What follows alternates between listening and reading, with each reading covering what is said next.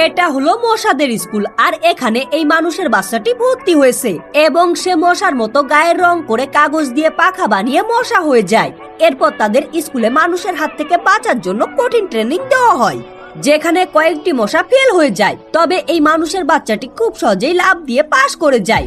এরপর তাদেরকে সঠিকভাবে উড়ে বেড়ানোর ট্রেনিং দেওয়া হয় এবং এই মানুষের বাচ্চাটি অনেক কষ্ট করে উড়তে শিখে যায়। এরপর তাদের টিচার তাদের শেখায় মানুষের কোথায় কোথায় কামড়াতে হবে এবং এই বাচ্চাটি টিচারের কাছ থেকে সব পড়া ভালোভাবে শিখে নেয়। এরপর এই মানুষের বাচ্চাটি তার মশা বন্ধুদেরকে তার দুষ্টু বাবা ও তার সৎ মায়ের ছবি দেখায়, যারা তার মাকে বাড়ি থেকে লাথি মেরে বের করে দিয়েছে, যার কারণে তার মা অনেক অসুস্থ হয়ে পড়েছে।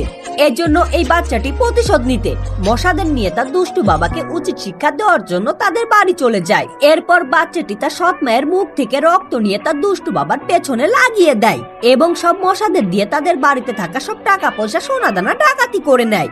তবে হঠাৎ করে তার সৎ মায়ের ঘুম ভেঙে যায় এবং সে আয়নায় নিজের মুখের দিকে তাকালে দেখতে পায় তার মুখটি অনেক শুকিয়ে গিয়েছে।